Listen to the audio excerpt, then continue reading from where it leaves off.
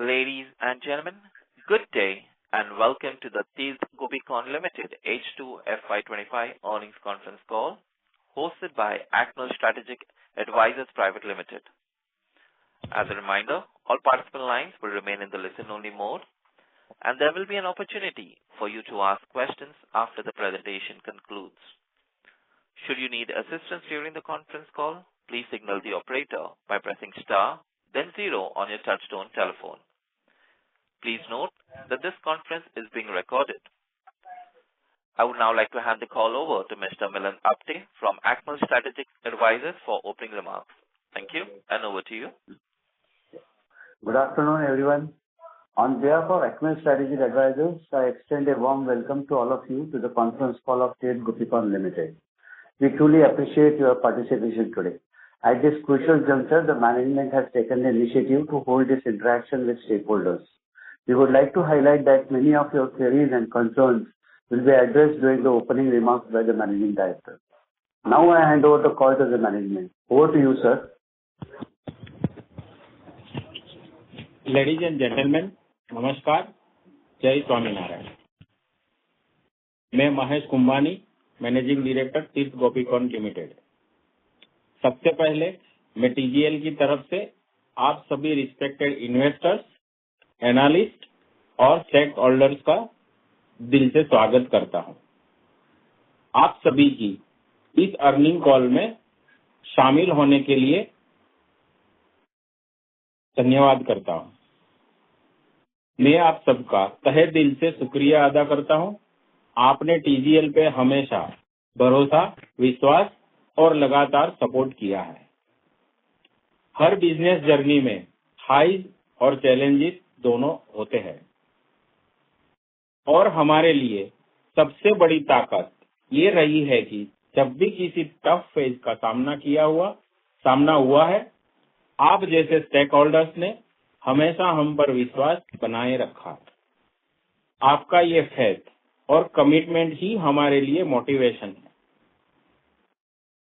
हम हर चैलेंज का सामना करने और कंसिस्टेंटली वैल्यू क्रिएट करें।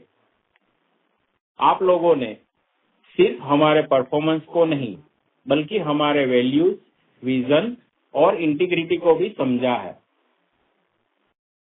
तो आज के इस FY25 अर्निंग कॉल में मैं आप सभी का सिर्फ वेलकम ही नहीं, बल्कि आभार व्यक्त करता हूं for standing by us, not just in growth but also transition. सबसे पहले मैं कंपनी का एक ओवरव्यू देता हूं। तीर्थ गोपीकॉन लिमिटेड की स्थापना 2019 में हुई थी।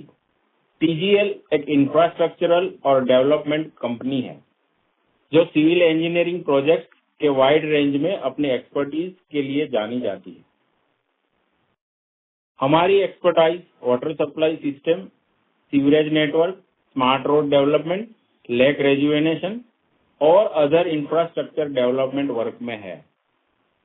अभी हाल ही में हमने रिन्यूएबल एनर्जी सेक्टर में भी एंट्री की है और कई गवर्नमेंट डिपार्टमेंट्स के ऑर्डर्स भी जीते हैं। हमारी कोर स्ट्रेंथ के एक skill team, in house design capabilities, machinery fleet और डेडिकेटेड मैन पावर शामिल है, जो हर प्रोजेक्ट को एफिशिएंटली कंप्लीट करने में मदद करते हैं। बिफोर मूविंग फॉरवर्ड, एक इम्पोर्टेंट मैटर है जो मैं आप सबके सामने रखना चाहूंगा। रिसेंटली मार्केट में कुछ रिपोर्ट्स, न्यूज और स्पेक्टेकुलेशंस सर्कुलेट हो रहे हैं जो हमारी कंपनी से जुड़ी बिजी सबमिशन से संबंधित है। ये बातें कई इन्वेस्टर के मन में सवाल और चिंता का विषय बना है। जैसे कि आप लोग जानते हैं, कंपनी ने honourable high court Madhya Pradesh में एक रीट पिटीशन फाइल किया, जो कि MPJNM को 2 साल पहले फर्निश की गई पीजीज के रिलेटेड है। हम आपको बताना चाहते हैं कि जरूरी इंफॉर्मेशन हमने ऑलरेडी NSE को डिस्क्लोज कर दी है, जो कि रेगुलेटरी रिक्वायरमेंट्स के हिसाब से है। लेकिन ये मैटर सेंसिटिव है और अभी लीगल प्रोसीडिंग चल रहा है एंड फर्दर डेवलपमेंट हम आपको इन्फॉर्म करेंगे। फिर भी मैं आपको इस सिचुएशन का एक शॉर्ट ओवरव्यू देना चाहता हूं।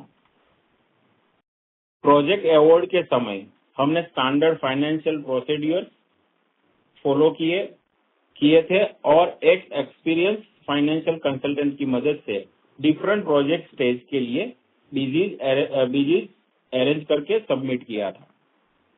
इनिशियली ये बीजीज डिपार्टमेंट ने वेरीफाई की और एक्सेप्ट किया। रिसेंटली डिपार्टमेंट ने बीजीज रीवेरिफिकेशन करी, तब उन्होंने कुछ कंसर्न रेज किए रिगार्डिंग ऑथेंटिसिटी ऑफ बीजीज। बोला गया कि बीजीज जेन्युइन नहीं है और आप इसे रिप्लेस करें। जैसे ही ये बात हमें पता चली, हमने तुरंत एक इंटरनल रिव्यू किया और अपने फाइंडिंग के बेसिस पर अनजेन्युइन डॉक्यूमेंट प्रोवाइडर के खिलाफ पुलिस कंप्लेंट फाइल किया।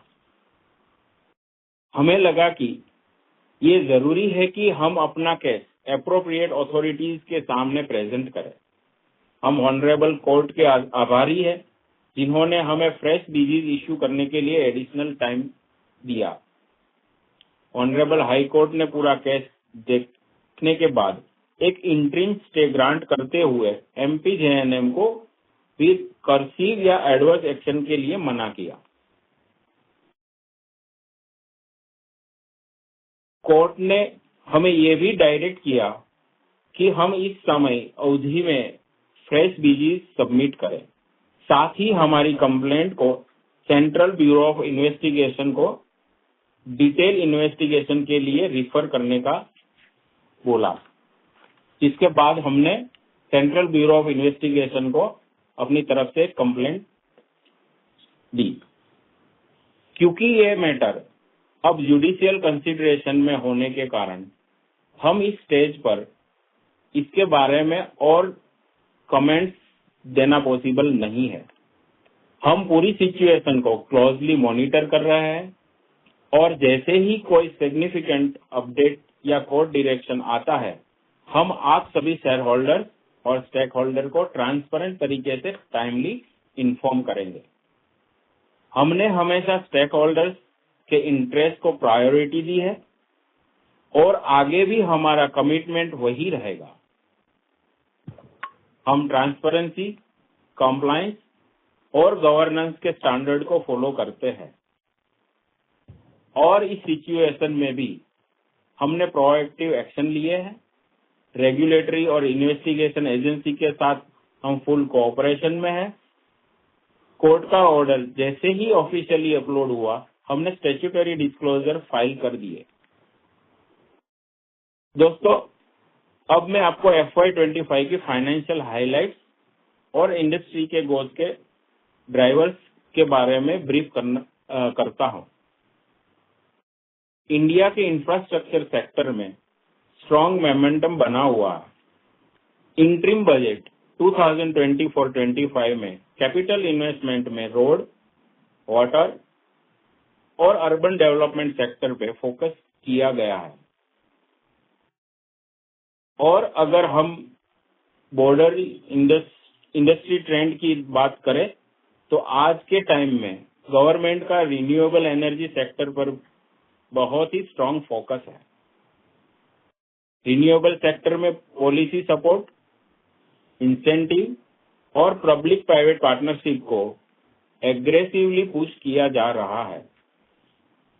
बजट और पॉलिसी अनाउंसमेंट क्लियरली दिखाते हैं कि रिन्यूएबल भारत की इंफ्रास्ट्रक्चर ग्रोथ का एक मेजर पिलर बन चुका है। ये ट्रेंड हमारे लिए भी एक बड़ी अपॉर्चुनिटी क्रिएट करता है, जहां हम अपनी टेक्निकल कैपेबिलिटीज और एग्जीक्यूशन स्ट्रेंथ का यूज करके clean energy link infra project में अपनी प्रेजेंस और एक्सपांड कर सकते हैं। तीर्थ गोपीकॉन लिमिटेड इन्हीं सेक्टर में काम करता है, तो नेचुरली हम सेक्टरल टेलविंड का बेनिफिट उठाने के लिए वेल पोजीशन है। दोस्तों, मेरा 25+ साल का अनुभव हमारी well qualified and experience team including in house design and own fleet of machinery and dedicated man power हमारी कोर स्ट्रेंथ है। हम इंफ्रा इंडस्ट्रीज में बड़ी अपॉर्चुनिटी के तौर पे नमामि गंगे, जो यूनियन गवर्नमेंट ऑफ इंडिया का एक इंटीग्रेटेड रिवर मैनेजमेंट इनिशिएटिव है, जो 22,500 मिलियन के बजट के साथ राष्ट्रीय नदी गंगा के प्रदूषण, संरक्षण और कायाकल्प के लिए अनुमोदित किया गया। इसके अलावा उज्जैन सिंहस्थ 2028, जिसका डिमांडिंग बजट अप्रोक्सीमेटली 18,000 करोड़ है, जिसका primary focus crowd management, infrastructure development including road and bridge construction, water supply and sewerage system, and ghat construction along the Sipra River. Water supply and sewerage sector के अलावा हम world bank projects, PSUs and central and state government के other infra division में लगातार tender participate कर रहे हैं और आने वाले समय में नए ऑर्डर्स की संभावनाएं हैं। दोस्तों, financial performance FY25 versus FY24 versus FY23 मैं बताना चाहूंगा। Profit and loss statement rupees in lakh. Total revenue FY25 11,855 lakh, जो FY24 में 10,510 थी। So there is a growth of 12.8% in total revenue in FY25 compared to FY24. Also, there is growth of 202.81% in total revenue of FY23 to FY25.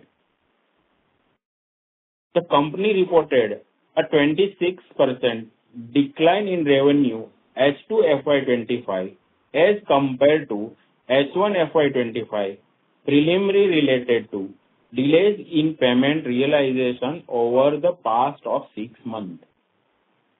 Profitability in H2 FY25 was also impacted, with PAT margin contracting to 6.61% during H2 FY25, mainly due to higher finance cost, fixed overheads, and increased provisioning.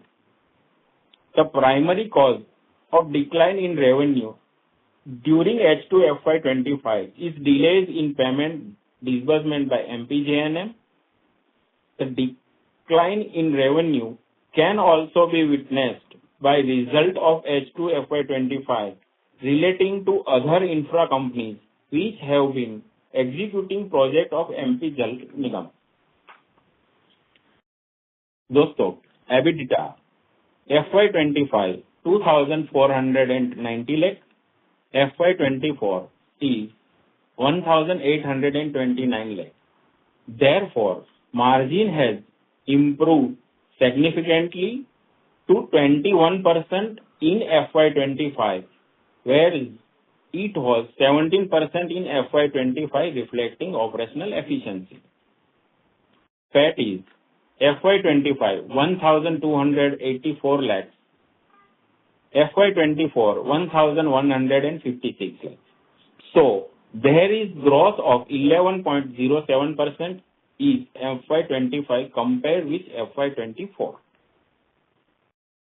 Net worth is FY25 75.97 crores, FY24 is 19.28 crores.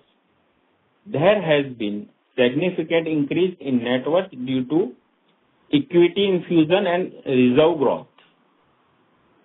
Our robust order book is 930 crores and 220 megawatt project in renewable sector. Renewable energy focus, strategic expansion into solar, wind and hybrid energy align with India's renewable energy growth, CAGR 15.4% from FY23, 125.15 gigawatt capacity in FY23. Diversified portfolio is spans water distribution, sewerage, roads, and renewable energy, reducing sector-specific risk. Strong financials, significant revenue, and PAT growth with improving margin. दोस्तों, TGL growth के लिए अच्छी position में है. अपने strong order book, government partnership और renewable energy पर focus हमें बेनिफिट करेगा. हालांकि ड्यूरिंग FY25 में गवर्नमेंट डिपार्टमेंट से फंड डिसबर्समेंट में डिले हुआ, फिर भी तीर्थ गोपीकॉन लिमिटेड ने एक स्ट्रॉन्ग फाइनेंशियल परफॉर्मेंस दिखाया. कंपनी का strong financial performance, diversified portfolio और भारत के इंफ्रास्ट्रक्चर और क्लीन एनर्जी गोल्स के साथ अलाइनमेंट एट एट्रैक्टिव इन्वेस्टमेंट बनाता है. मैनेजमेंट इनोवेशन, सस्टेनेबिलिटी और स्टेक होल्डर्स को लॉन्ग टर्म वैल्यू देने के लिए कमिटेड है. आखिर में मैं आपसे ये कहना चाहूंगा कि विश्वास हमारे लिए बहुत ही महत्वपूर्ण है. TGL ने हमेशा अपने काम में एथिक्स, इंटीग्रिटी और ट्रांसपेरेंसी को पहले स्थान दिया है. हर फैसला, हर कदम, चाहे वो इंटरनल हो या एक्सटर्नल, प्रोफेशनलिज्म और कंप्लायंस के स्टैंडर्ड के हिसाब से लिया गया है. हम जानते हैं कि आज के एनवायरनमेंट डायनेमिक है और कभी-कभी चैलेंजेस भी होते हैं, पर ये हमारा कमिटमेंट है कि हर सिचुएशन का सामना हम पूरी ईमानदारी और ट्रांसपेरेंसी के साथ करेंगे. आपका विश्वास हमारे लिए सिर्फ एक इन्वेस्टमेंट नहीं, एक जिम्मेदारी है. जैसे हम हर रोज अपने काम के जरिए निभा रहे हैं, आगे भी हम हर एक्शन में आपके ट्रस्ट को जस्टिफाई करने की पूरी कोशिश करते रहेंगे. हम वादा करते हैं कि तीर्थ गोपीकॉन लिमिटेड हमेशा एक रिस्पॉन्सिबल, एथिकल और स्टेक होल्डर फोकस्ड कंपनी के रूप में काम करता रहेगा. एक बार फिर से आप सभी का धन्यवाद आपके विश्वास और साहस के लिए. आप लोगों को कोई क्वेश्चन है तो बात कर सकते हैं. Thank you. Ladies and gentlemen, we will now begin the question and answer session. Anyone who wishes to ask a question may press star and 1 on their touchtone telephone. If you wish to remove yourself from the question queue, you may press star and 2. Participants are requested to use their handsets while asking a question. Ladies and gentlemen, we will wait for a moment while the question queue assembles. The first question comes from the line of Sandeep Lamba, an investor. Please go ahead. Sir good afternoon. मेरे 3 सवाल थे. पहला सवाल था ये जो bank guarantee का था, वो कोर्ट ने कहा था कि 30 डेज में जमा करना है. तो 30 डेज तो 6 मई के बाद होने वाले हैं, तो उसका कोई इश्यू तो नहीं होगा क्योंकि अभी तक तो बैंक गारंटी जमा नहीं हुई. तो ये पहला सवाल था सर. बहुत ही महत्वपूर्ण आपका सवाल है और ये सवाल हर एक स्टेक होल्डर, हर एक पर्सन के जहन में है. इस सवाल के बारे में मैं इतना अभी कहना चाहूंगा कि हमने कोर्ट में और एक एप्लीकेशन फाइल करी है कि जब तक CBI का फाइंडिंग आता है तब तक के लिए BG सबमिशन को एक्सटेंड करे. शायद इन शॉर्ट टाइम में इसका भी रिजल्ट आएगा. जैसे ही आएगा हम आपको डिस्क्लोज करेंगे. वेरी गुड सर, ये तो अच्छा होगा. और BG तैयार है वैसे आपके पास सर, अगर जब करना पड़े? सॉरी सर, BG तैयार है आपके पास अगर जब भी करना पड़े? yes. तो BG अरेंजमेंट हमारी तरफ, यस, BG अरेंजमेंट हमारी तरफ से पूरा हो चुका है. जैसे ही कोर्ट का CBI का फाइंडिंग आएगा, आगे की प्रोसीजर हम करेंगे. वेरी गुड सर, ये तो बहुत अच्छी बात है सर अगर BG तैयार है. दूसरा ये पूछना था सर, आपका ऑर्डर बुक तो बहुत अच्छा है, लेकिन ये एग्जीक्यूशन सिर्फ आइडिया लेना था कि जैसे अभी H1 है सितंबर तक, क्योंकि थोड़ा प्रॉब्लम तो आई थी, तो फिर भी आपका प्लान क्या है रेवेन्यू का? मतलब सितंबर तक 150-200 करोड़ कितना तक हो पाएगा? मतलब जो थोड़ा बैकलॉग भी है आपका, जो पेमेंट नहीं हुई थी, और प्लस तो थोड़ा बहुत कर पाओगे, काम थोड़ा स्लो हुआ है, पर फिर भी कितना रेवेन्यू आपका मतलब प्लानिंग चल रहा है सितंबर तक के लिए? फ्यूचर के बारे में बताना हमारे लिए मुश्किल है, बट मैं आपको आश्वासन देता हूँ कि टीजीएल अपनी टीम और अपने एक्सपर्टाइज के भरोसे पे आपके जो भी एस्पेक्ट है उस पर खरी उतरेगी, और हम कमिट करते हैं कि हमारा जो भी बैकलॉग है और फ्यूचर प्लानिंग है उस पर हम 100% काम करेंगे।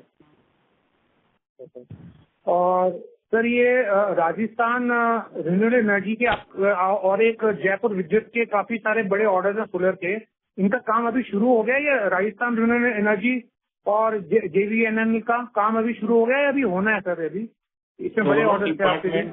दोनों डिपार्टमेंट के LOA आ चुके हैं, PPA साइनिंग की प्रोसेस चल रही है, साथ ही में साइट विजिट और साइट रिलेटेड जो भी इश्यूज है उस पे हमारी टीम पूरी वर्क कर रही है। फार्मर्स के रिलेटेड जो भी लैंड एग्रीगेट करनी है उसी पे भी हमारा भी काम चल रहा है। इन शॉर्ट टाइम में हम PPA साइन करके एग्जीक्यूशन में जा रहा है।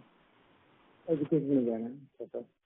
ओके सर, और ये आखिरी क्वेश्चन सर ये पूछना था, पूरे साल का कुछ हल्का सा गाइडेंस मिल सकता है सर? हल्का सा, जैसे सर सब लोग देते हैं, अगर आपका बेसिकली स्टार्टिंग में काम स्लो हुआ है पिछले 3-4 महीने में, लेकिन जो आपका जो पिक्चर दिखाई दे रही है आपको, अगर जैसे आपको कोर्ट से सब ठीक ठाक हो जाता है जून तक ना, और ऑल ओके मिल जाता है और सब होता है, सिविल इंक्वायरी भी आपके फेवर में आ जाती है, तो उसके प्लान के हिसाब से कुछ आपका हल्का सा प्लान गाइडेंस कुछ हल्का सा रफ मिल सकता है सर पूरे साल का FY26 का? इसके बारे में मैं सिर्फ अभी इतना बता सकता हूँ कि हमारा जो भी बैकलॉग है और हमारा जो भी प्रोजेक्शन प्लानिंग था उसको हम और हमारी एक्सपर्ट टीम के हिसाब से हम अचीव कर लेंगे। अच्छा, जो पिछले साल का जो आपने प्रोजेक्शन किया था उसके आसपास 50-60% कर लोगे जो पिछले साल? बिल्कुल हम आएंगे, और ये हमारा भरोसा है। इस लास्ट फाइनेंशियल ईयर में मैंने देखा है काफी company related to water segment, manufacture related to water segment के टर्नओवर में भारी गिरावट आई है। इन सब के सामने भी इन सब चुनौतियों, क्योंकि पेमेंट का इश्यू रहा है डिपार्टमेंट में पैन इंडिया जल जीवन मिशन को लेके, इनके बावजूद भी TGL ने अपने परफॉर्मेंस में ग्रोथ किया है। ये कहीं ना कहीं आप स्टेक होल्डर और हमारी एक्सपर्ट टीम का ही परिश्रम है, जिसकी वजह से हम ये कर पाए हैं, और फ्यूचर के लिए भी हम इसमें जुड़े हुए हैं। अच्छा सर, और एक और सर, ये जैसे अगर पेमेंट डिपार्टमेंट नहीं देता, अगर काम हो जाता है ग्राउंड में, तो वो पेड रिसीवर में दिखा सकते हैं उसको, लेकिन रेवेन्यू में तो हम दिखा सकते हैं ना? अगर जैसे काम अगर एग्जीक्यूट हो गया और डिपार्टमेंट ने अगर कंप्लीशन दे देता है आपको, तो आप पेमेंट तो बाद में भी आती हो, आप पेड रिसीवर में दिखा सकते हो, लेकिन रेवेन्यू में आ जाता है। उनका सर देखिए, इसमें ऐसा है कि जो रेवेन्यू रिकॉग्नाइजेशन का कंसेप्ट है उसको हमको कंटिन्यूसली फॉलो करना पड़ेगा। रेवेन्यू रिकॉग्नाइजेशन का कंसेप्ट ये होता है कि जब डिपार्टमेंट पे आउट देता है, मतलब फंड रिलीज करता है, उस बेस पे हम रेवेन्यू रिकॉग्नाइज करते हैं। वो पॉलिसी पहले से हम फॉलो करता है जब से कंपनी इनकॉर्पोरेट हुई है 2019 से, और उसको हमको कंटिन्यू फॉलो करना पड़ेगा। तो अगर पेमेंट बाकी है तो उसको हम रेवेन्यू में रिकॉग्नाइज नहीं कर पाएंगे और रिसीवेबल्स में उसको खड़ा नहीं रख सकेंगे। तो मतलब आप ट्रेड रिसीव रखते नहीं हो? मतलब अगर पेमेंट होगा तभी रिकॉग्नाइज करेंगे आप? मतलब ट्रेड रिसीव मतलब एकदम जीरो रखते हैं आप, बेसिकली ये पूछना था। जी जी जी, अगर हमने वर्क 100% किया है लेकिन फिर भी जब तक डिपार्टमेंट फंड रिलीज नहीं करता तब तक हम उसको रिसीवेबल में खड़ा नहीं रख सकते। अच्छा, ठीक है जी, ओके जी, थैंक यू जी। Thank you. Thank you. The next question comes from the line of Deepak Podar from Sapphire Capital. Please go ahead. Yeah, I'm audible, sir. Yes Yeah. Thank you very much, sir, for this opportunity. Sir, आप अभी अपना order book कितना होगा? Order book 930 approximately 930 CR। 930 crore का order book, उसमें कितना execute कर रहे हैं इस साल FY26 पे? इसमें मैं इतना कमिटेड आपको नहीं बताऊंगा। हाँ, जो हमने प्रोजेक्टेड प्लानिंग की थी लास्ट ईयर, उसके हिसाब से हम बिल्कुल अचीव करेंगे। ओके, नहीं तो लास्ट ईयर की प्लानिंग तो अपनी काफी आई मीन ईपीसी पे भी टारगेटिंग अराउंड 600। यस, काफी उसमें एक्सटर्नल इश्यूज आए हैं, इसीलिए हमारे लिए अभी प्रोजेक्टेड प्लानिंग को डिस्क्लोज करना पॉसिबल नहीं हो पा रहा। ओके, बट जो अपने ने लास्ट बोला था कि अराउंड 600 करोड़ का ईपीसी और 200 करोड़ का रिन्यूएबल्स पे, तो कुछ 700-800 करोड़ का टारगेट हम लोग ने तब दिया था FY26 के लिए, राइट? तो मतलब बिल्कुल हम और हमारी टीम उस टारगेट को अचीव करने के लिए लगे हुए हैं, बट कुछ सम एक्सटर्नल इश्यूज कभी कभार आ जाते हैं, तो उसकी वजह से कहीं न कहीं कुछ इश्यूज रहते हैं। हाँ, हम अपने कमिटमेंट पे कमिटेड है कि हमने जब भी टारगेट लिया है उस पर हम खरे उतरेंगे। ओके ओके, और ये इश्यू कब तक, आई मीन आपने कब एक्सपेक्ट कर रहे हैं इसका कुछ रेजोल्यूशन? ये सीबीआई का आउटकम कब तक एक्सपेक्ट कर रहे हैं? सीबीआई को कोर्ट का जो डायरेक्शन है 30 जून, मेरे हिसाब से बिफोर 30 जून ये प्रॉब्लम सॉल्व हो जाएगी। ओके, बट इसमें एक्चुअली में there was a problem in BG. I mean BG was actually, I mean it was a false BG which was being given. I mean इसमें क्या किस एंड से problem हो रहा था? अभी इसके बारे में मैं ज्यादा नहीं बता सकता। हाँ, सीबीआई में हम गए हैं और स्ट्रांगली हम वहाँ फोकस कर रहे हैं, और तब तक उसका फाइंडिंग आता है तब तक के लिए मुझे कुछ कहना पॉसिबल नहीं है। आप वेट करिए, उसका भी हम आपको इंटीमेट करेंगे। ओके ओके, और ये रिसीवर्स का कॉन्सेप्ट मुझे अभी भी समझा नहीं, बिकॉज जनरली अगर वो काम हम लोग ने कंप्लीट कर दिया है, इनवॉइस रेज कर दिया है, तो generally people show it in receivers, मतलब रेवेन्यू बुक कर लेते हैं and show it in receivers. हम शो इसीलिए नहीं करते हैं, इसका एक मेन रीजन ये भी है कि जीएसटी की लाइबिलिटी बन जाती है अननेसेसरी। जब तक डिपार्टमेंट पेमेंट करता है विद जीएसटी, तभी हमारी लाइबिलिटी होती है। ओके ओके, तो अपने पास तो अभी 27 करोड़ की रिसीवेबल्स दिखा रही है, वो क्या है फिर? 27 करोड़ की रिसीवेबल्स अभी आउटस्टैंडिंग है एज ऑन FY25। हाँ, वो लास्ट में जो हमने वर्क एग्जीक्यूट किया था उसका है, जो उसका मतलब सेकंड पीरियड में डिसबर्समेंट हो गया होगा, वो वाला है। ओके, डिसबर्समेंट हो गया, आई मीन ओके, तो मतलब ये जो 27 करोड़ का डिसबर्समेंट हो चुका है, तो वो अपने रिसीवेबल्स में दिखाया है? नहीं, मतलब जो डिसबर्समेंट ऑलमोस्ट हो जाता है, जो डिपार्टमेंट की तरफ से सिग्नल्स मिल जाता है हमको कि ठीक है इसमें अप्रूव करते हैं और डिसबर्समेंट हो जाएगा, उसको हम रिसीव में बुक करते हैं और उसके शॉर्ट पीरियड में फिर डिपार्टमेंट रिलीज कर देती है। तो एज वी स्पीक, ये तो एज ऑन मार्च है, तो एज वी स्पीक वो पैसा आ गया है 27 करोड़ की बात जो कर रहे हैं हम लोग ये डिसेबल्स में? ये 27 करोड़ तो एज ऑन मार्च था, right? As on March 31st। Today we are 2 months into. हाँ, लेकिन उसमें यह है कि बाद में ये कुछ इश्यूज आ गए, टेक्निकल इश्यूज आए गए, उस वजह से अभी जो जल निगम है उन्होंने इसको होल्ड कर रखा है। जो नॉर्मल प्रैक्टिस है उनकी, तो वो अप्रूव करते हैं और उसके बाद फंड रिलीज कर देते हैं, लेकिन इस बार ऐसा नहीं हुआ है due to some technical issues. तो उन्होंने अप्रूव किया है लेकिन अभी फंड रिलीज नहीं किया है। ओके ओके, और ये ऑर्डर बुक अपना ब्रेकअप क्या है इसमें? क्या 930 करोड़ जो ऑर्डर बुक बोल रहे हैं उसमें break, what is the breakup? उसमें कितना जल जीवन है? 930 करोड़ इज प्योरली इंफ्रा का ही है। ओके, और नहीं इंफ्रा में भी जल जीवन में कितना है? अप्रोक्सीमेटली 90%। अच्छा, जल जीवन मिशन इज अप्रोक्सीमेट। और रिन्यूएबल्स का भी कुछ है ऑर्डर अपने पास? 220 मेगावाट का ऑर्डर है। 220 मेगावाट कितना हो गया रुपीस करोड़ में? Sorry, in rupees crore how much is the order renewable में? ये order I mean PPA mode पे है। हाँ, नहीं तो मतलब मैं पूछ रहा था रुपीस करोड़, मतलब रुपीस करोड़ में कोई नंबर दे सकते हैं आप ये ऑर्डर का? अप्रोक्सीमेटली 800 करोड़ के आसपास। अच्छा, 800 करोड़। ओके, तो इसमें रिन्यूएबल्स का भी एग्जीक्यूशन टाइमलाइन क्या है? मतलब ये जो 800 करोड़ है उसका क्या एग्जीक्यूशन टाइमलाइन है? इसको कब तक एग्जीक्यूट करना होगा? 2 years। 2 years। Okay okay okay, और ये 930 करोड़ का कितना ईयर्स का एग्जीक्यूशन टाइमलाइन है? 1.5 year। 1.5 years। Okay, okay, fair enough. Okay, and in terms of margins, how do we see that? I mean, margins ये इस साल second half में because of lower revenue margins भी आपके गिर गए थे. तो how should one look at margin range? Margin range जो भी नॉर्मल प्रैक्टिस में है उसमें उसी परसेंटेज में आपको दिखेगी. Okay, okay, understood. Okay, that would be it from my side. Thank you. All the best. Okay, thank you. Thank you. The next question comes from the line of Vineet Rajan from Centrum Capital. Please go ahead. Hello. Hello. नमस्ते sir. Sir सबसे पहले ये जानना चाहूंगा, ये जो आपका Indore smart city का जो प्रोजेक्ट है, इसमें आपने बताया था कि 434 CR में ये आपको अलॉट हुआ था, जिसका रेवेन्यू पोटेंशियल 1800 CR कुछ था. Sir what is the current status on that? ये अभी LOA आया हुआ है हमारे पास और फर्दर 1 ईयर के बाद उसका एग्जीक्यूशन में जाएंगे. लैंड अलॉटमेंट, लैंड पोजीशन और बाकी सब चीजों में 1 ईयर के आसपास का टाइम है. उसके बाद जब एग्जीक्यूशन में जाएंगे सब स्टार्ट होगा. मिनिमम 1 ईयर है अभी उसका एग्जीक्यूशन में. अभी कम से कम अभी 1 साल बाकी है.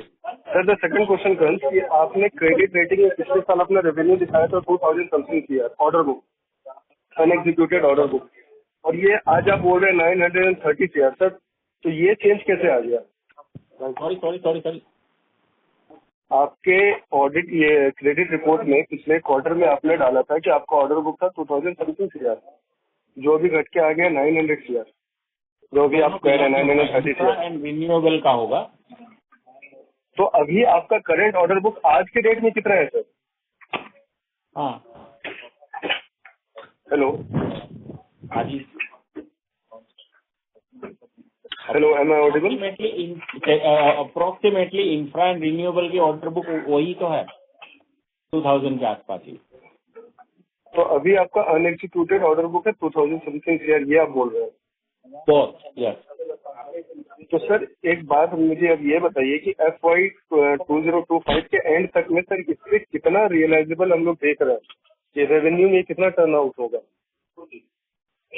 टर्नओवर के बारे में अभी कहना मुश्किल है. हाँ, जब भी हम H1 के क्लोज में आएंगे बिल्कुल तब बताएंगे, क्योंकि कुछ एक्सटर्नल इश्यूज रहते हैं कि हमारे लिए कहना मुश्किल हो जाता है. लास्ट ईयर में भी हमने देखे हैं कि हमारा प्रोजेक्टेड प्लानिंग कुछ और था और H2 में जो गवर्नमेंट डिपार्टमेंट की ओर से फंडिंग का इश्यू आया तो वो कमिटमेंट कहीं ना कहीं दिक्कत देता है.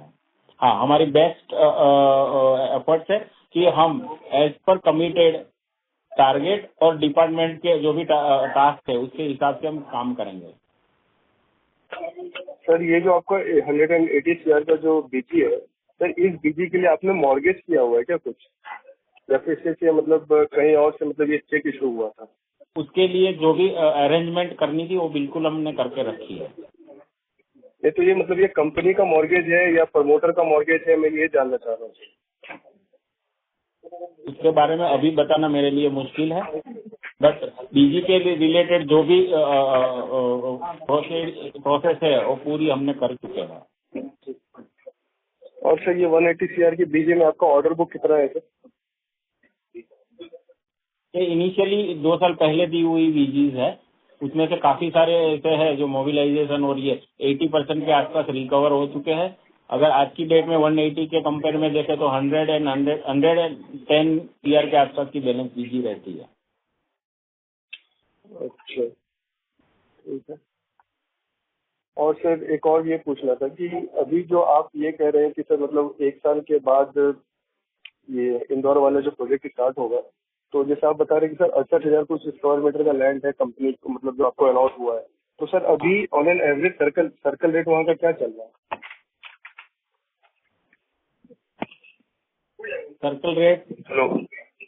हाँ जी, आप क्या circle rate? Hello hello.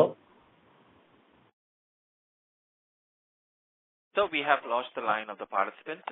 We will move on to the next question, which is from the line of Jeet Manu Kohli from Kaiju Capital. Please go ahead. Hello, good afternoon sir. Sir मेरा सवाल था कि हमारा जो order book है around 2000 से 3000 करोड़ का हमारे को रिक्वायरमेंट पड़ने वाला है फंड्स का। इसमें मैंने इंक्लूड करा जो 1500 करोड़ का एमओयू हुआ है हमारा मध्य प्रदेश गवर्नमेंट के साथ 16 मॉड्यूल 16 सेल का मिला के है। तो उसको हम फाइनेंसिंग किस तरीके से करने वाले हैं और उसका एग्जीक्यूशन किस तरीके से होने वाला है? इसका हमारा इंटरनल प्लानिंग है, उसमें कुछ हमारे साथ इन्वेस्टर्स भी है और कुछ फंडिंग की अरेंजमेंट इंटरनली हम कर रहे हैं और काफी सारा बेनिफिट गवर्नमेंट की ओर से उस प्रोजेक्ट में जिसको लेके हम आगे उसका प्लानिंग कर रहे हैं। और तो सर हम डेट मतलब उठाने वाले हैं इसको लेके काफी? जैसे ही प्लानिंग होगा हम आपको इन्फॉर्म करेंगे। ओके सर, मेरा एक और सवाल था लेकिन जो अभी हमारा 16 सेल और 16 मॉड्यूल को लेके जो प्लान्स हैं वो अभी इन प्लेस हैं, वो अभी हम कंटिन्यू करेंगे? बिल्कुल, हमने जो सर उसका किया है एग्जीक्यूशन हम बिल्कुल उस पर लगे हुए हैं। अभी गवर्नमेंट के साथ हमारी लैंड को लेके बातें चल रही है। जैसे ही कंफर्मेशन कुछ चीजों का आता है और आगे डॉक्यूमेंटेशन ये वो इट इज टेक टाइम, जैसे ही कुछ कंफर्मेशन होगा हम आपको इंटीमेट करेंगे। ओके। और सर एग्जीक्यूशन हम कब तक इसका एक्सपेक्ट कर सकते हैं, कितने टाइम के अंदर ये काम शुरू हो सकता है? जैसे ही लैंड एक्विजिशन, बाकी डॉक्यूमेंटेशन, अप्रूवल ये वो और प्रोजेक्ट प्लानिंग अप्रूव हो जाती है उसके बाद it is take time. Okay. और सर जो हम वर्किंग कैपिटल का जो हमारे सामने इशू आएगा, क्योंकि हमारे काफी सारी बड़ी ऑर्डर बुक है, तो उसको हम किस तरीके से एड्रेस करने वाले हैं? वर्किंग कैपिटल के लिए हम कॉन्फिडेंट है, उसका भी प्लानिंग हम कर चुके हैं। ऑर्डर्स के अगेंस्ट में जो भी वर्किंग कैपिटल लगती है उसका पूरा डिटेल प्लान और डिटेल एग्जीक्यूशन हम कर चुके हैं। तो फर्दर ऑर्डर्स में हमें कहीं भी वर्किंग कैपिटल को लेके इश्यूज नहीं है। ओके सर, मेरा एक ये सवाल था कि जो हम एप्लीकेशन फाइल कर रहे हैं बीजे बैंक गारंटी को के लिए एक्स्ट्रा टाइम मांगने के लिए, उसके पीछे रैशनल क्या है कि हम वो क्यों कर रहे हैं? अगर हम बीजी दे सकते हैं तो अभी दे क्यों नहीं सकते उसे? वो कुछ लीगल मैटर है जो अभी हम डिस्क्लोज नहीं कर सकते दोस्त। जैसे इंटीमेशन आएगा हम आपको इन्फॉर्म करेंगे, ये कंफर्म है। ओके सर, मेरा बस एक आखिरी सवाल है। इसमें जो हमारे लैंड पार्सल्स हैं, जो एक तो 454 करोड़ का और जो एक 25 करोड़ का है, उसको हम क्या उससे हम एक्सपेक्ट कर रहे हैं कि रेवेन्यू कब से आना शुरू होगा और उसके अंदर हमारे प्लान्स क्या है उस लैंड को लेके, दोनों को लेके? ये नेक्स्ट ईयर का प्लानिंग है। नेक्स्ट ईयर का प्लानिंग जैसे ही बनेगा वैसे ही हम बताते जाएंगे आपको। इस साल में इसमें रेवेन्यू आना मुश्किल है क्योंकि land acquisition and related document और लीगलिटी ये सब टेक टाइम प्रोसेस है। ओके ओके, ठीक है। Thank you so much sir and all the best. Okay, thank you. Thank you. We take the next question from the line of Ankur Agarwal from Motorsac LLP. Please go ahead. Hi sir. Sir, I wanted to ask कि जो हमारी 930 करोड़ की order book है जिसमें आप बोल रहे हो 90% हमारा जल जीवन मिशन से है, राइट? तो सर अगर मान लो बैंक गारंटी वाला जो भी सीबीआई का मैटर पेंडिंग है, सो उसका एग्जीक्यूशन उसी से लिंक्ड है ना? अगर मान लो वो फेवरेबल नहीं आता है आउटकम, तो फिर वो एग्जीक्यूशन किस तरह से इम्पैक्ट होगा वर्स्ट केस सिनेरियो? यस, आपका क्वेश्चन बहुत ही सही है और काफी लोग इस क्वेश्चन को देखते हैं डायरेक्टली और काफी लोगों के मन में चिंता भी है, बट मैं कॉन्फिडेंट के साथ कह रहा हूं कि ऐसा सच कुछ इश्यूज है नहीं। हाँ, एक है जब तक फाइंडिंग नहीं आती है तब तक मेरे लिए भी आगे आपको कंफर्म करना पॉसिबल नहीं है। हाँ सर, आई एग्री, बट बस इतना जानना था कि अभी फिर उस 930 करोड़ में से 90 करोड़ ही हुआ जो एग्जीक्यूटेबल है, क्योंकि बाकी 800 समथिंग करोड़ तो अपना उसके लिए बीजी के इशू के ऊपर डिपेंडेंट रहेगा। तो एक एडवर्स सिनेरियो में ना अगर फाइंडिंग सही नहीं आती है तो क्या इम्पैक्ट हम मान सकते हैं अपनी ऑर्डर बुक पे या फिर अपने एग्जीक्यूशन पे? एक थोड़ा हिंट आइडिया लगेगा तो। मुझे आप लोगों के नसीब पे पूरा भरोसा है और हमारे एथिक पे पूरा भरोसा है, इसमें ऐसा कुछ नहीं होगा जैसा आप और आपकी चिंताएं हैं। तो सर ठीक है, तो मेरा सर फिर क्वेश्चन ये आता है कि जो हमारा अभी रेवेन्यू आया है 50 करोड़ का, उसमें हमारे जो एम्प्लॉय एक्सपेंसेस है ना वो अप्रोक्सीमेटली 1 CR हैं, और जबकि पिछले H1 में, इस वाले H1 में हमारे जो एम्प्लॉय एक्सपेंसेस थे वो 3.5 करोड़ के लगभग थे। तो सर अगर मान लो हमारा कॉन्फिडेंस है तो हमने इतने सारे एम्प्लॉयज कम क्यों किए, मैं वो चीज नहीं समझ पा रहा। नहीं, देखिए इसमें ऐसा है कि जो डिसबर्समेंट का इश्यू आया एमपी जल निगम के साइड से, तो आप भी समझते हो कि साइट के ऊपर वर्क स्लो हो गया था और फंड नहीं आने की वजह से हमको ऑपरेटिंग एक्सपेंस में काफी इश्यूज आए थे। तो फिर डेफिनेटली इतना एक्सपेंसिव तो इतने एम्प्लॉयज तो कम हो ही जाएंगे। अगर फुल फ्लेज में वर्क चलेगा तो फिर डेफिनेटली एम्प्लॉयज इससे डबल हो जाएंगे, शायद प्राइस भी हो सकते हैं, 3 गुना भी हो सकता है। अच्छा, और सर जैसे अपना जो रिन्यूएबल एनर्जी का जो भी काम है हमारे पास, अप्रोक्सीमेटली आपने बोला कि एज पर क्राइसिल रिपोर्ट 900 या 1000 करोड़ रुपए के ऑर्डर्स इन हैंड हैं, इफ आई एम राइट, है ना? तो उसमें हमने कोई एग्जीक्यूशन भी किया या फिर कोई रेवेन्यू हमने रिकॉर्ड किया इस H2 में? नहीं, H2 में इसकी रेवेन्यू नहीं है, अभी पीपीए साइनिंग स्टेज है। जैसे ही पीपीए साइनिंग होता है उसके बाद एग्जीक्यूशन स्टेज आएगा और रेवेन्यू इसके बाद ही जनरेट होगी। तो सर लगभग हम ना आने वाले मतलब 1-2 महीने में कितने करोड़ के ऑर्डर्स के पीपीए साइनिंग की तरफ देख रहे हैं कि हो जाएंगे सोलर में? मैक्सिमम ट्राई है कि मैक्सिमम जो ऑर्डर्स है उसके पीपीए पे फोकस है, और कुछ डेडलाइन गवर्नमेंट ने भी दी है और कुछ डेडलाइन पे हम भी वर्क कर रहे हैं। Some issues related to land, related to connectivity and others, वो रिजोल्व करते करते उसको हमारा प्लानिंग है कि एज पर डेडलाइन हम उसको एग्जीक्यूट करेंगे पीपीए को। तो सर मुझे ऐसा लगता, आपकी बातों से ऐसा लग रहा है कि H1 में शायद हम लोग कोई रेवेन्यू रियलाइज ना कर पाए सोलर का। क्या ये सही है मेरा सोचना? आपका सोचना सही भी है, गलत भी है। बेस्ट ट्राई है और बेस्ट फोकस है हमारा कि हम उसको रेवेन्यू रिकॉग्नाइज करें। अच्छा, ठीक है। और सर एक चीज, लास्ट चीज सर, जैसे जो हमारे पास रियल एस्टेट का प्रोजेक्ट है इंदौर म्युनिसिपल कॉर्पोरेशन से, तो हम सर उसको लैंड को एक्विजिशन कैसे करेंगे? हमारे पास उसके लिए फंड्स कहाँ से आएंगे? उसकी भी कुछ इंटरनल अरेंजमेंट की है, बट अभी उसमें बहुत समय है। 1 साल के बाद शायद उसके एग्जीक्यूशन में जाएंगे, तब तक के लिए अभी डिस्क्लोज करना पॉसिबल नहीं है। एक्चुअली सर एक चीज जो मैं समझने की कोशिश कर रहा हूँ एज एन इन्वेस्टर कि ना, जो हमारा H2 में रेवेन्यू रिकॉग्निशन हुआ 50 CR, तो basically what played a major hand, ये हमारा जो बीजी इशू आया है उसकी वजह से ये हुआ, या फिर जल जीवन मिशन से हमें पैसे नहीं आ रहे उसकी वजह से हुआ? लाइक किसका कितना इम्पैक्ट हम मान के चले इस पे? पैन इंडिया ये इशू रहा है जल जीवन मिशन को लेके। लास्ट बजट ईयर में गवर्नमेंट का फोकस शायद कुछ चेंज हुआ था, उसकी वजह से हर एक जगह, हर एक स्टेट में ये रेवेन्यू काफी कम हुई है, जिसका सीधा इम्पैक्ट आया है सभी पे। Understood sir. सर जैसे हम रियल एस्टेट में भी जा रहे हैं, मॉड्यूल मैन्युफैक्चरिंग भी करना चाह रहे हैं, जल जीवन मिशन भी और सोलर ईपीसी भी, आपको ऐसा नहीं लगता कि हमारे जो रिसोर्सेज और कंपनी साइज है, we are spreading ourselves too thin? मतलब बहुत सारी चीजें हम अपने ऊपर ले रहे हैं और श्योरिटी अभी ज्यादा है नहीं इन नियर फ्यूचर। ऐसा नहीं है। अगर हमने कोई प्रोजेक्ट प्लानिंग किया है तो बिल्कुल सीरियसली हमने उस पर वर्क करा है और उसका हमने इंटरनल प्लानिंग भी करा हुआ है। तो उसमें मुझे या तो हमें कोई ऐसी चिंता का विषय नहीं है जिससे आपकी चिंता हो।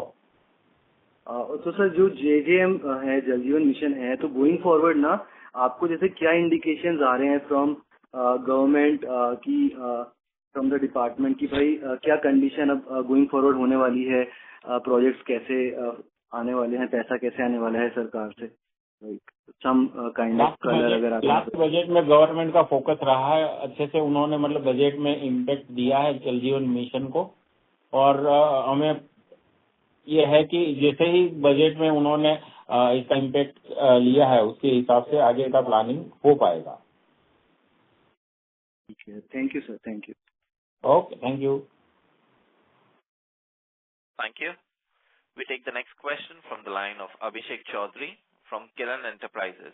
Please go ahead. Hello. Hello.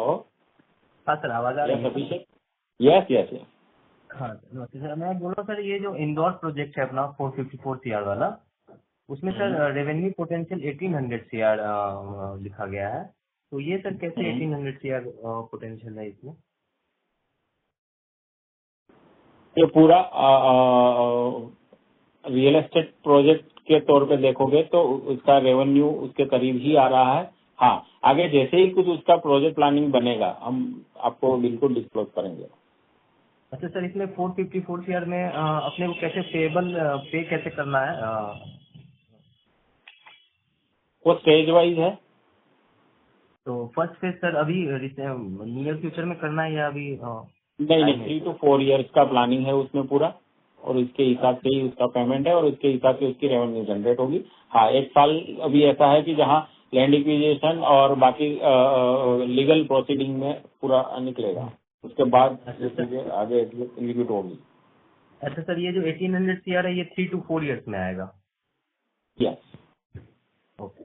और ये जो सर 184 CR वाला बीजी वाला जो इशू है सर, अगर ऑनरेबल कोर्ट हमें टाइम नहीं देती है या सबमिट करने बोलती है फ्रेश बीजी, तो वो हम लोग सबमिट कर पाएंगे? ये पूरी मैटर कोर्ट के पास अभी हमने कोर्ट के संज्ञान में रखी है, और जब तक फाइंडिंग आता है तब तक के लिए हमारी प्रेयर्स है, और जब तक कोर्ट का रिजल्ट आता है तब तक के लिए हमें कहना मुश्किल है, क्योंकि ऑनरेबल कोर्ट का जजमेंट ही हमारे लिए सर्वोपरि है। हाँ सर, मतलब जैसे 9 जून तक का टाइम दिया गया है, तो 4 दिन बचा हुआ है सर। अगर मतलब एक्सटेंड नहीं करती है कोर्ट, तो फिर हम लोग फिर इस सिचुएशन में क्या करेंगे? जैसे अभी हम लोग तो उनसे सीबीआई की जो चिंता है वो वाजिब है, और यही सभी की चिंता है, बट ये चिंता का कोई विषय नहीं है एज ऑन डेट। मतलब फ्रेश बीजी हम लोग जनरेट कर सकते हैं? यस, उसके लिए हमने पूरी प्रोसेस करके रखी हुई है। जैसे ही फाइंडिंग आएगा हम आगे की प्रोसेस करेंगे। Sir, number of employ, permanent employ अभी कितने हैं सर? नंबर ऑफ एम्प्लॉय जो भी लास्ट ईयर थे वो कंटिन्यू है, और उसी को ही नंबर्स पे आगे बढ़ेगा। तो इंक्रीज नहीं हुआ है सर लास्ट ईयर से अभी रिसेंट 6 मंथ में? नहीं, इंक्रीज नहीं हुआ। ओके। तो अभी सर ये 454 CR वाला जो प्रोजेक्ट है उसमें हम लोगों को अभी कुछ पे नहीं करना है ना? अभी फर्स्ट जो इंस्टॉलमेंट फेज वाइज होगा वो, तो अभी रिसेंट 1 ईयर में कुछ क्लियरेंस, जैसे ही गवर्नमेंट की ओर से आगे के क्लियरेंस होते जाएंगे उस स्टेज पे आगे का पेमेंट और उसके लिए उनकी तरफ से वो आएगा। तो सर उसमें तो अभी मार्जिन भी क्लियर नहीं होगा, जैसे 1800 CR में कितना मार्जिन होगा अपना? जैसे पूरा प्रोजेक्ट प्लानिंग बनेगा ना दोस्त, हम आपको बिल्कुल डिस्क्लोज करेंगे डिटेल में। ठीक है sir, thank you. Okay, thank you. Thank you. The next question comes from the line of Ashish Soni from Family Office. Please go ahead. Sir, आप ट्रांसपेरेंसी की बात कर रहे हैं तो आपसे एक रिक्वेस्ट है कि आपके बहुत सारे क्वेश्चन आंसर किए, क्वार्टरली आप रिजल्ट अपडेट देना चालू करेंगे, वो सबसे ज्यादा हेल्प करेगा। क्योंकि आपने लास्ट 2 कॉन कॉल में जिस तरह की बातें की और जो एग्जीक्यूशन ग्राउंड में वो टोटल उल्टा रहा है, तो आप कॉन्फिडेंस की बात कर रहे हैं, तो आप क्या कर सकते हैं? क्वार्टरली रिजल्ट जून क्वार्टर के बाद जुलाई अगस्त में देने का ट्राई करेंगे एटलीस्ट फॉर इस साल, क्योंकि मुझे नहीं लगता कि इन्वेस्टर को कॉन्फिडेंस आएगा इतने जल्दी अगर ये सब चीजें होती है तो। बहुत ही आपका क्वेश्चन सही है, और हम इसके ऊपर भी लास्ट टाइम भी हमने कहा था कि हम विचार कर रहे हैं। हाँ, हमारा एसएमई में ये है कि हम H2 H1 का ही रिजल्ट हाफ ईयरली ही डिक्लेयर करें, बट हम आगे सोच सकते हैं इसके बारे में। अगर हमारे इन्वेस्टर को अगर बेनिफिट करता है और हमें भी बेनिफिट करता है तो आगे हम बिल्कुल इस बारे में सोचेंगे और डिसीजन लेंगे। और दूसरा सर, ये पूरे इश्यू के चलते आप तो कोई ऑर्डर्स में आप मतलब टेंडरिंग प्रोसेस से बाहर हो गए हैं, कुछ नेगेटिविटी आ रही है, मतलब आप क्या आपको दिख रहा है ग्राउंड में? आपका क्वेश्चन सही में बहुत ही सही है। अभी तक ऐसा कोई सीन नहीं है और आगे भी मुझे ऐसा कोई सीन दिख नहीं रहा, तो आप बिल्कुल निश्चिंत रहिए। करंट ऑर्डर और में कोई इश्यूज नहीं है। और अगर ये बैंक गारंटी इश्यू सॉल्व भी हो गया या अपन ने नई बैंक गारंटी सबमिट भी कर दी, आप बोल रहे हैं 800 करोड़ ऑर्डर हैं, एग्जीक्यूट करने के बाद पैसा मिलेगा, गारंटी क्या है गवर्नमेंट की तरफ से? बिकॉज आपने बोला कि उसी के चलते प्रॉब्लम आई है, गवर्नमेंट ने बजट भी किया है इस बार, हमने भी देखा है, बट क्या गारंटी है गवर्नमेंट पैसा देगा उस प्रोजेक्ट के लिए? गवर्नमेंट की गारंटी कोई नहीं ले सकता। हाँ, हमारे बेस्ट एफर्ट्स रहेंगे और हम पूरा फोकस और प्लानिंग हमारा बजट रिलेटेड ही रहता है। हर कोई कंपनी का बजट रिलेटेड ही रहता है और बजट में जैसे फोकस करा है उसके हिसाब से हमारा पूरा प्लानिंग है एग्जीक्यूशन का। और सर ये क्लैरिटी हो जाए तो गाइडेंस भी दे देंगे क्वार्टरली रिजल्ट के साथ, वो हेल्प करेगा, क्योंकि इतनी सारी अनसर्टेनिटी के बाद इन्वेस्टर हम लोग के लिए तो भरोसा बहुत मुश्किल हो गया है। तो आप अगर क्लैरिटी के बाद, आपकी प्लानिंग के बाद 1-2 महीने के बाद अगर कुछ देंगे तो वो बहुत हेल्पफुल रहेगा सारे इन्वेस्टर्स के लिए। देखो, इन्वेस्टर की चिंता मेरी चिंता है, मेरे लिए मेरे इन्वेस्टर ही सब कुछ है और मैं उनके फेथ ही चाहता हूं। और आज इस क्रिटिकल कंडीशन में भी जो मेरे पे भरोसा या कंपनी पे भरोसा बनाए रखा है उस पर हम बिल्कुल खरे उतरे। अगर उनके फेथ और फेवर के लिए मुझे कोई भी प्लानिंग करनी पड़ेगी तो हम आगे बिल्कुल इंटरनल सोच के वो प्लानिंग करेंगे, जिससे और बेहतर तरीके से ट्रांसपेरेंसी दिखेगी और हम पे भरोसा बना रहेगा। चलिए, धन्यवाद। थैंक यू दोस्त। Thank you. The next question comes from the line of Tarun Modi, an investor. Please go ahead.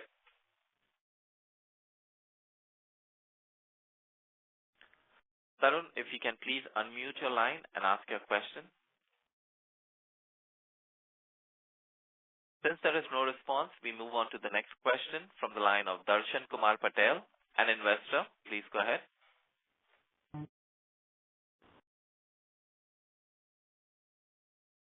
Am I audible? Yes, Darshan. मेरी आवाज आ रही है? यस दर्शन, बताइए। अभी आवाज आ रही है सर? या कैन यू हियर मी? अभी आवाज आ रही है? यस। या हाँ, आ रही है। Okay okay, thank you sir for the opportunity. Sir मेरे 2 ही सवाल है।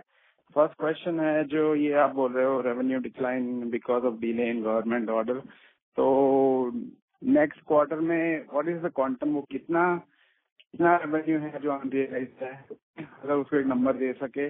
और सेकंड क्वेश्चन है कि because of this BG issue काफी कंफ्यूजन है, तो आपने एक डिस्क्लोजर दिया था रिगार्डिंग द इश्यू, बट अगर आप एक प्रेजेंटेशन वगैरह कुछ दे सकते हैं या जिससे पता चले कि करंटली कंपनी का स्टैंड क्या है और कितना ऑर्डर बुक है और इम्पैक्ट वगैरह।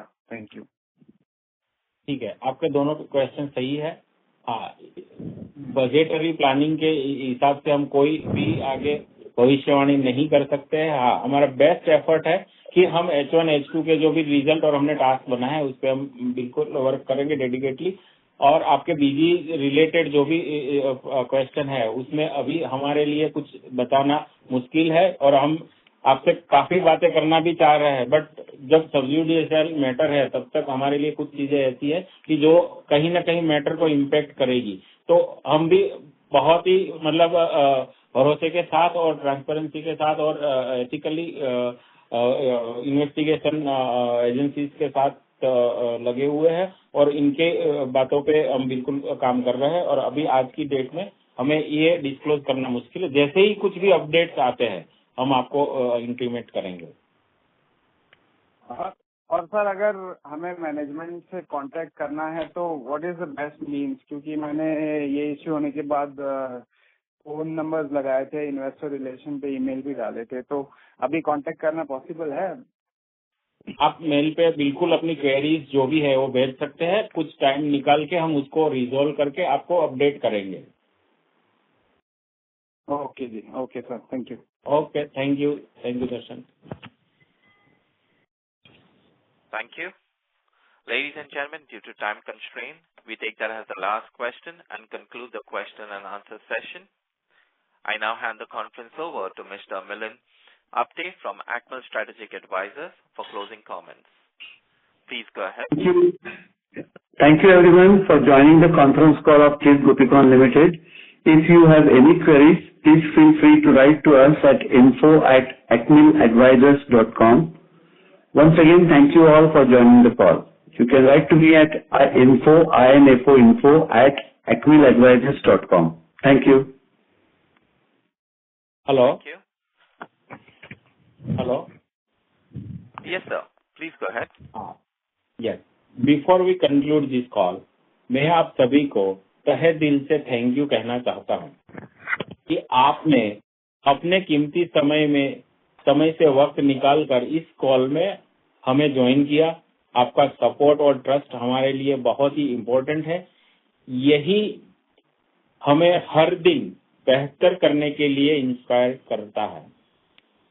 हम खुश हैं कि आप सबने टाइम निकाला और हमारी बात ध्यान से सुनी। मुझे पूरा विश्वास है कि जो काम हम ऑलरेडी कर रहे हैं उसे हम और स्केल कर पाएंगे और इंडस्ट्री के टॉप परफॉर्मेंस के बीच में अपना प्लेस बना पाएंगे। दोस्तों, आगे भी हम इसी तरह मिलते रहेंगे, कनेक्ट करते रहेंगे। एक बार फिर से सभी का बहुत बहुत धन्यवाद। Thank you so much for your time. Take care and bye bye. Thank you. On behalf of Acme Strategic Advisors Private Limited, that concludes this conference. Thank you for joining us, and you may now disconnect your lines.